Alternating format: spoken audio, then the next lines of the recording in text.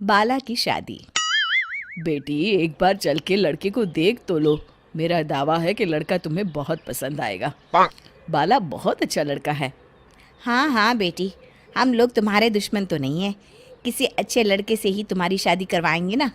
आखिर तू हमारी इकलौती बेटी है। अच्छा ठीक है माँ, अब ज़्यादा भावुकतापूर्ण शब्दों का इस्तेमाल ना करो। मैं चलने के लिए तैयार हूँ।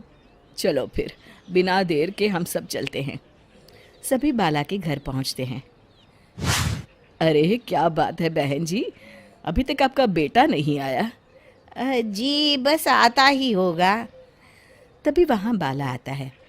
लो जी, आ गया मेरा बेटा। ये लोग तुझे देखने आए हैं और ये इनकी बेटी नम्रता है। बाला के सर पर बिल्कुल बाल नहीं होते। ये देख नम्रता और उसके परिवार वालों की आंखें फटी की फटी रह जाती है। ये तो टकला है। हे भगवान, माँ पिताजी, आप दोनों एक टकले से मेरी शादी करवाने वाले थे। अरे ये तो पूरा उजड़ा चमन है। देखो बेटी, इस तरह किसी का मजाक उड़ाना गलत है। किसी के बारे में इस तरह की बातें नहीं करते। बालों का क्या है, वो तो आते जाते रहते हैं। लड़का टकला है तो क्या हुआ, इंजीनियर है, अच्छा खासा कमाता है। आप चुप रहिए जी, इसकी तरफदारी इसलिए कर रहे हैं क्योंकि आपके भी सर पर बाल नहीं है। मैंने तो आपसे शादी कर ली, मगर मैं अपनी बेटी की शादी एक टकले से बिल्कुल नहीं करवाऊंगी। अरे ये क्या, कब से आप लोगों ने टकला टकला लगा रखा है? और माफ करना, तुम भी कोई हूर की परी नहीं हो। तुम लोग मेरे घर में आकर मेरी ही बेइज्जती कर रहे हो। निकल जाओ यहाँ से। हाँ हाँ तो जा रहे हैं ना, हमें भी यहाँ रुकने का कोई शौक नहीं है। नम्रता और उसके परिवार वाले उठकर वहाँ से जाने लगते हैं। तभी नम्रता का छोटा भाई जाते जाते कहता है, टकला, तेरा बाप टकला। और इस तरह बाला का रिश्ता टूट जाता है। फिर एक दिन सड़क के किनारे एक आदमी घूम घूम कर कंधी बेच रहा होता है। कंधी ले लो, कंधी, एक से बढ़िया एक कंघी ले लो, नए जमाने की कंघी ले लो। अरे भाई ये ले लो। घूमते घूमते वो बाला के पास पहुंच जाता है। अरे भाई साहब, कंधी लोगे क्या? ये लो। तभी उसकी नज़र बाला के सर के ऊपर पड़ती है। अरे माफ़ करना भाई साहब, आप इसे लेकर क्या करोगे? आपके सर पर तो बाल ही नहीं है, आपका तो स्टेडियम पूरा खाली है। चलता हूँ, कंधी ले लो, कंधी ले लो।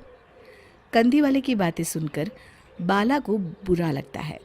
उस समय बाला को ऐसा महसूस होता है कि उसके लिए दुनिया में सबसे कीमती कोई चीज़ अगर है तो वो सिर्फ बाल है। बाला सड़क पर चलते हुए लोगों के बाल बड़े गौर से देखता है। चलते चलते बाला एक मंदिर के पास पहुंच जाता है।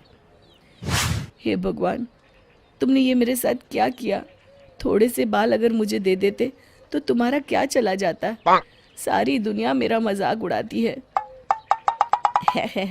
अरे भाई, आज पहला इंसान देख रहा हूँ जो मंदिर आकर भगवान से अपने लिए बाल मांग रहा है। बेटा, भगवान ने तुम्हें सब कुछ तो दिया है, अच्छी सेहत है, अच्छी नौकरी है। लगता है तुम्हारी तबीयत ठीक नहीं है। घर जाओ, सब ठीक हो जाएगा। बाला वहाँ से चला जाता है।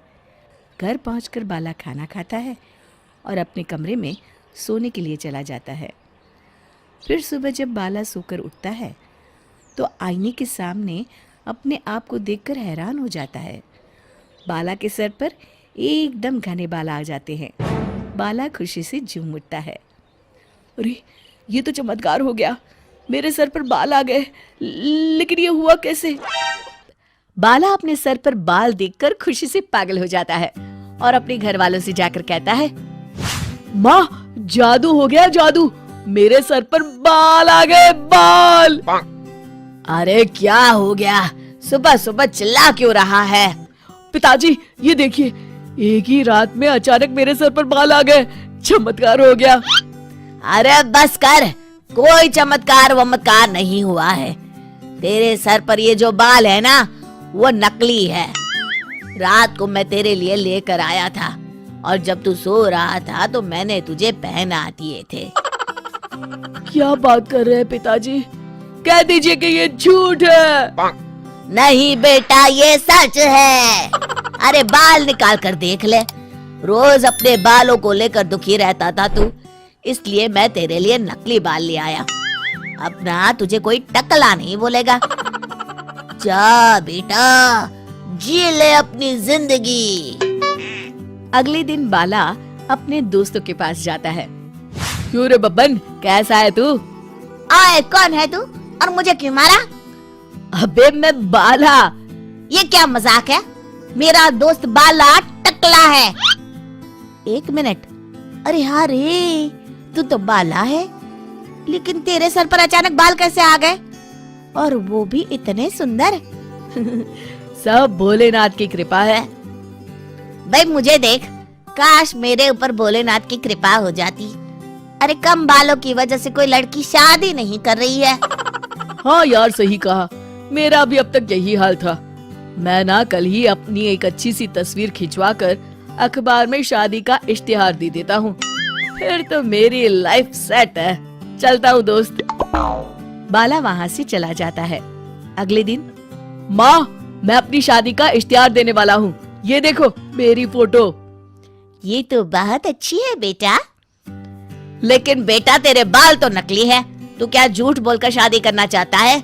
ये तो गलत बात है।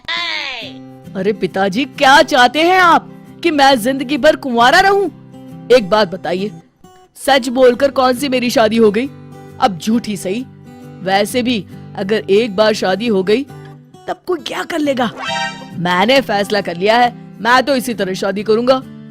अरे नालायक, तू मेरी बात नहीं मानेगा। ठीक है, जा, जो तेरी मर्जी में आए कर, बाद में मेरे पास वापस मत आना। हाँ हाँ ठीक है, देखी जाएगी। इतना कहकर बाला वहाँ से चला जाता है। कुछ दिनों के बाद इश्तिहार देखकर बाला के घर में लड़की वाले उसे देखने आते हैं और उसे देखकर, सुनिए जी, लड़का तो बड़ा सुंदर है, खास तौर पर इसके बाल मुझे बहुत अच्छे लग रहे हैं, कितने घने और चमकीले हैं। हाँ हाँ भाग्यवान, लड़के के बालों में तो बात है, ऐसे बढ़िया बाल तो मैंने आज तक नहीं देखे हैं। क्यों बेटी, लड़का कैसा लगा तुम्हें? पसंद तो है ना? जी पिताजी। बहन जी, हमें आपका बेटा अपनी बेटी के लिए पसंद है। बहन जी, हमें भी आपकी लड़की पसंद है। सच बताऊं, मैं तो इतने सुंदर बालों वाले दामाद को पाकर बड़ी खुश हूँ। अब कोई अच्छा सा मुहूर्त देखकर इन दोनों की शादी कर देते हैं। जी बिल्कुल बहन जी, मैं ना कल ही पंडित जी को बुलाकर सारी तैयारियां कर लेती हूँ। अच्छा, अब हम लोग चलते हैं और कल से ही शादी की तैयारियां शुरू कर देते हैं। उन सब के जाने के बाद शुक्र है भगवान कि मेरे बेटे की शादी तय हो गई। हाँ माँ। अरे मुझे तो डर इस बात का है कि जब लड़की वालों को असलियत का पता चलेगा तब क्या होगा। माँ, पिताजी से कह दो ना कि ऐसे ऐसे में कभी झूठ का सहारा लेना पड़ता है। मैं अभी बाहर जा रहा हूँ। आखिरकार कुछ दिनों के बाद शादी का दिन आ जाता है। भाई मान गए तुझे और तेरी किस्मत को, कितनी सुंदर बीवी मिली है तुझे। काश मेरे बाल भी तेरे जैसे होते तो मेरी भी किसी सुंदर लड़की से शादी हो जाती। अरे जब से देख रहा हूँ तू सिर्फ मेरे बालों को घूर रहा है। साले मेरे बालों को नजर लगाएगा क्या?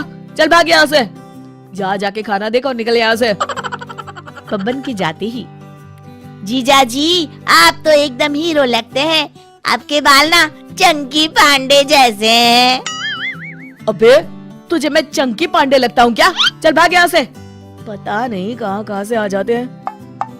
वही लड़का तो बड़ा स्मार्ट है, हमारी कोमल के साथ इसकी जोड़ी तो जच रही है। क्या दामाद ढूंढा है। जी जीजा जी। विवाह संपन्न हुआ, आज से आप दोनों पति पत्नी हैं। इस तरह बाला और कोमल की शादी हो जाती है। ये देखो भाग्यवान, हमारी शिमला की टिकट और वहाँ के होटल में हमारी बुकिंग हो गई है। अब बस तुम तैयारी कर लो, अगले हफ्ते हमारी फ्लाइट है। आप कितने अच्छे हैं जी, लेकिन एक बात बताइए, इन सब में तो बहुत खर्चा हुआ होगा ना? अरे तुम खर्चे की चिंता क्यों करती हो? आखिर मैं तुम्हारे लिए ही तो कमा रहा हूँ। चलो जल्दी से मुझे नाश्ता दे दो, मुझे ऑफिस जाना है। आप बैठिए, मैं अभी लेकर आती हूँ।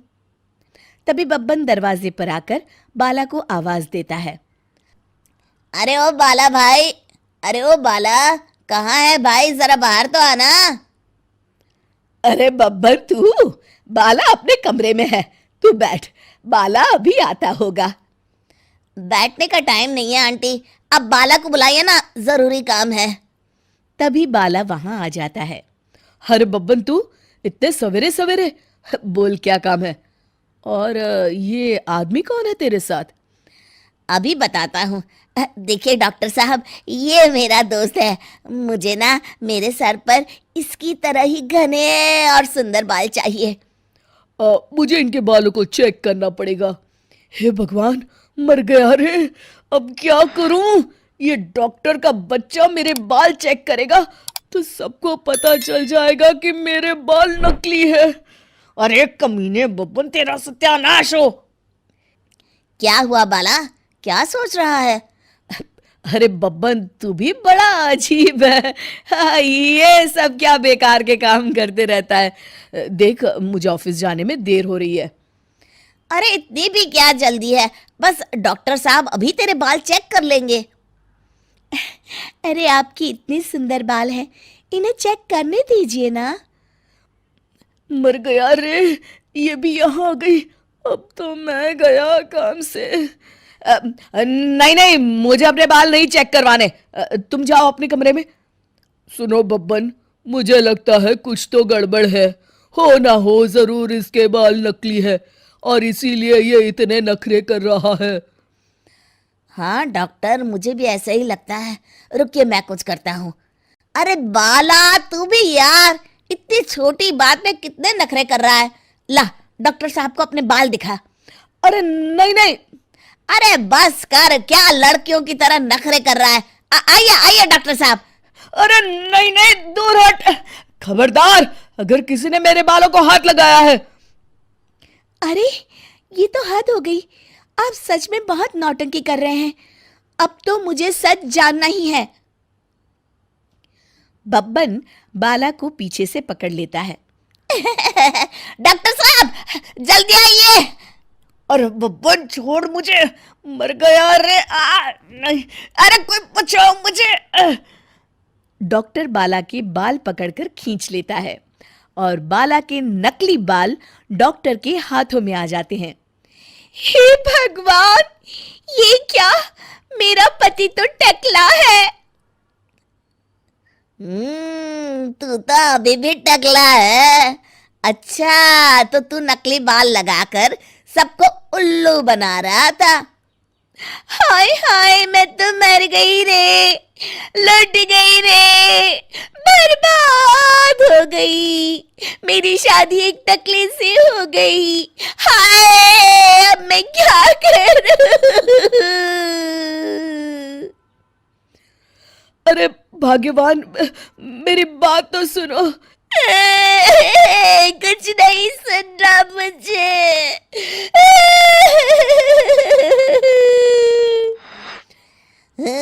चलिए डॉक्टर साहब, अब हमारा यहाँ कोई काम नहीं।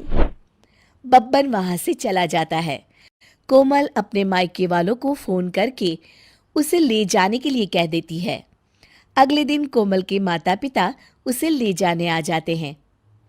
हे भगवान, मेरा दामाद तो टकला निकला। मेरी बेटी की जिंदगी बर्बाद हो गई। आप लोग मुझे माफ कर दीजिए। देखो बेटा, तुम टकले हो इस बात से मुझे कोई ऐतराज नहीं है, लेकिन तुम्हें झूठ बोल के शादी नहीं करनी चाहिए थी। माँ, पिताजी, आप लोग मुझे यहाँ से बस ले चलिए। एक गंजे के साथ मैं अपनी जिंदगी नहीं बिताने वाली। कोमल, मुझे एक बात बताओ, बाला ने कभी तुम्हें कोई तकलीफ दी है या तुम्हारे साथ कभी किसी प्रकार का दुर्व्यवहार किया है? जहाँ तक मुझे लगता है, इसने हमेशा तुम्हें खुश रखा है। क्यों, सच है ना? जी पिताजी, सच है। मैं जानता था मेरा दामाद गलत नहीं है।